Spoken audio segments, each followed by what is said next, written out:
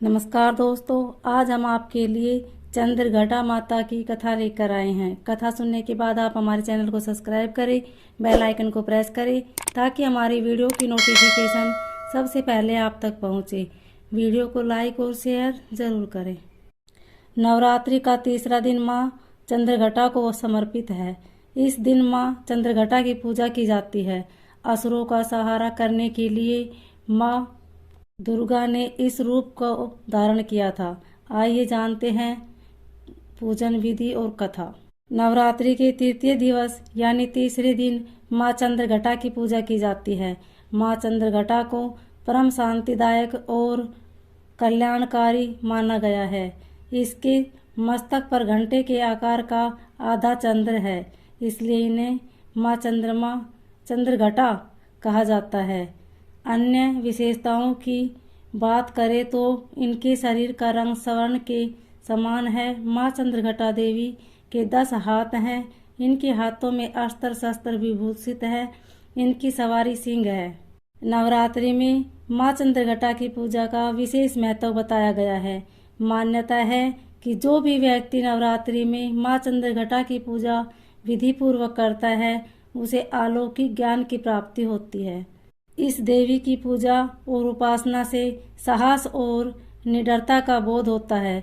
जो व्यक्ति माँ चंद्रघटा की पूजा करते हैं, उनमें माँ सौम्यता और विनम्रता का भी आशीर्वाद प्रदान करती है। माँ चंद्रघटा की पूजा करने से रोग से मुक्ति भी मिलती है। पूजन विधि। पूजा प्रारंभ करने से पहले माँ चंद्रघटा को केसर और केवड़ा जल से स्नान कराएं। इसके बाद उन्हें सुनहरे रंग के वस्त्र पहनाए। इसके बाद माँ को कमल और पीले गुलाब की माला पहनाए। इसके उपरांत मिष्ठान, चरणामृत और मिश्री का भोग लगाए। माँ चंद्रघटा को प्रसन्न करने का मंत्र।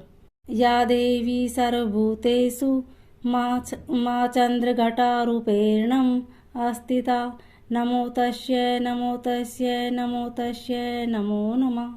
माता चंद्रघटा की कथा। पौराणिक कथा के अनुसार जब दैत्यों का आतंक बढ़ने लगा तो माँ दुर्गा ने माँ चंद्रघटा का अवतार लिया। उस समय असुरों का स्वामी महिषासुर था, जिसका देवताओं से भयंकर युद्ध चल रहा था। महिषासुर देव का राज इंद्र का सिंहासन प्राप्त करना चाहता था।